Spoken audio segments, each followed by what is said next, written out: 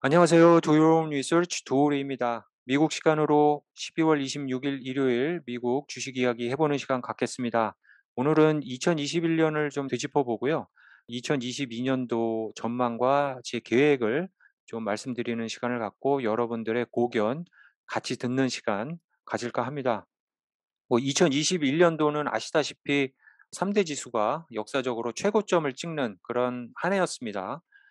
그렇지만은 이것이 한 미국의 100대 기업들이 떠받친 그런 지수여서 나머지 대부분의 회사들의 주가는 그렇게 좋지 않았죠. 특히 러셀 2000 중소형주들이 몰려 있는 러셀 2000 회사들은 2020년도에 좀 버블이 많이 꺼진 그런 상황으로 계속 지속이 됐었습니다. 그래서 제가 2020년 말부터 2021년도에 투자한 종목들의 손실률이 상당해서 2021년도는 수익보다는 손실이 난 한 해가 된 것 같아요. 앞으로 한 3일 정도 남았나요? 예, 장이 한 3일 정도 남은 것 같은데 그 3 일장을 잘 버틴다면은 그래도 예 0% 손실이 되겠는데 3 일장이 또 큰 폭으로 하락한다 그러면은 마이너스 손실이 나는 그런 한 해가 될 것 같습니다.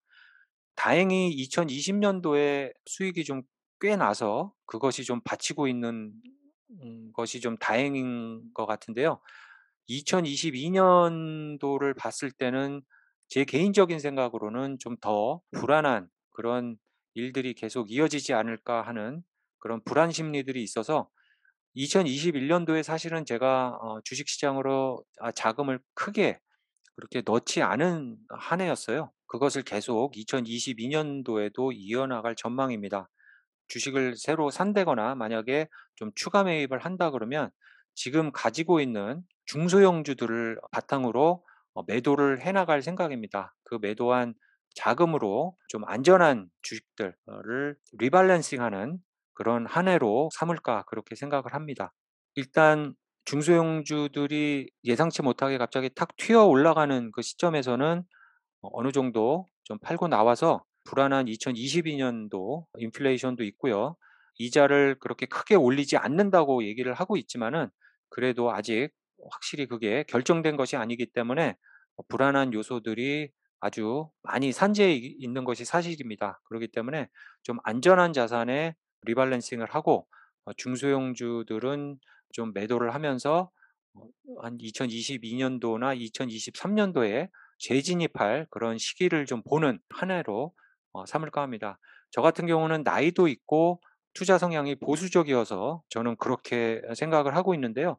연령대가 좀 어리신 분들 20대, 30대, 40대 되신 분들은 좀 약간 공격적인 투자를 하시는 분들도 계실 거예요. 그러신 분들은 좀 딴 방향으로 생각을 하실 수도 있겠는데 저 개인적인 생각으로는 좀 보수적인 성향인데다가 인플레이션 우려도 있고요. 너무 유동성을 연준에서 너무 많이 시장에 펌프질을 한 것 같다는 그런 개인적인 생각을 하고 있습니다.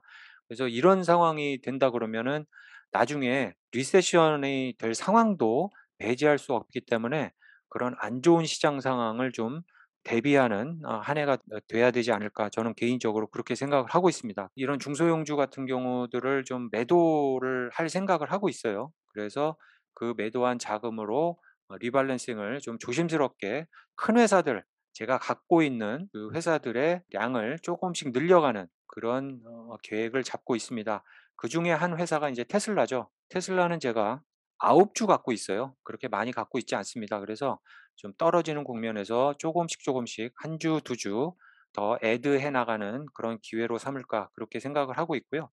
그리고 팔렌티어도 마찬가지입니다. 팔렌티어도 한 40 불까지 올라갔다가 지금은 20불 언더까지 크게 폭락한 상황입니다마는 그래도 다행인 것은 제가 좀 되게 일찍 들어갔기 때문에 아직 평단이 그렇게 높지는 않습니다. 낮기 때문에 계속 떨어지는 국면에서 애드해 나갈 그럴 생각을 갖고 있습니다.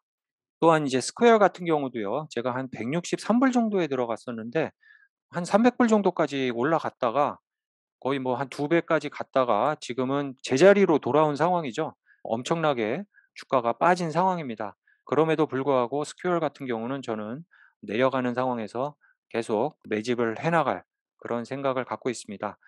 이 외에도 여러 가지 지금 제가 갖고 있는 포트폴리오 중에서 좀 안전 자산들, 은행주라든가 파이낸셜 쪽의 그런 주식들, 특히 배당금을 주는 회사들의 주식들을 좀 애들을 조금씩 더 해 나가는, 그렇게 생각을 하고 있는 한 해가 2022 년이고요. 또한 비트코인 쪽을 좀 더 보고 있습니다. 아무래도 비트코인이 인제 한 10% 밖에 채굴 양이 남아 있지 않다고 합니다. 그리고 비트코인이 여태까지 주식 시장과 커플링이 돼서 좀 돌아갔죠. 주식 시장이 큰 폭으로 떨어지면 비트코인도 같이 떨어지고 했는데, 그런 성향이 점점 이제 벌어지고 있다고 얘기를 하고 있어요. 그것을 인제 디커플링 상황이라고 얘기를 하고 있습니다. 그 인플레이션 해지 수단으로 이제 비트코인을 많이 얘기를 하고 있는데요.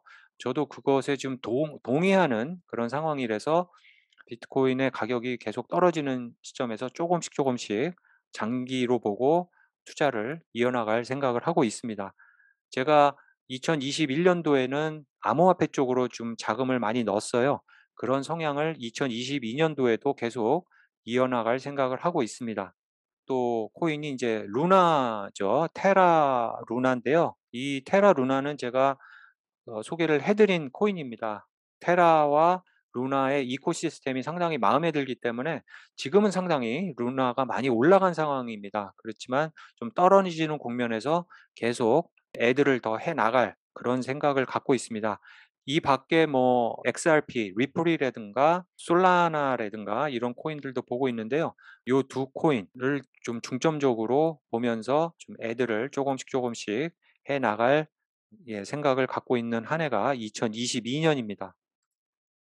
2022 년도에는 또 미국의 중간 선거가 크게 있기 때문에 주식시장이 어떻게 갈지 모릅니다. 사실 뭐 중간 선거 때문에 정치적인 영향을 받아서 주식시장이 좀 떠받칠 수 있는 그런 계기가 될 수도 있고요.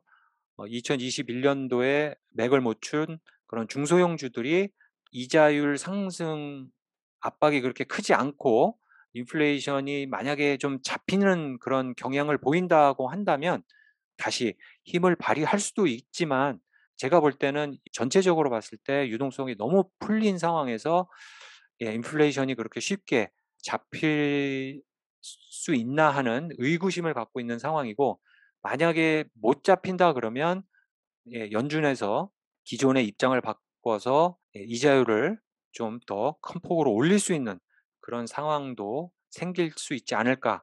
그리고 이 인플레이션이 잡히지 않고 경기가 침체되는 그런 상황도 도래하는 것을 좀 대비를 해야 되지 않을까 하는 약간 좀 보수적인 입장을 계속 유지를 하고 있는 상황이어서 여러분들의 의견 기다리고 있겠습니다. 그리고 2021년 한 해가 다 갔고요. 앞으로 남은 그 연말 잘 지내시고 2022 년도 성투를 기원을 하면서 오늘 방송 마치겠습니다. 감사합니다.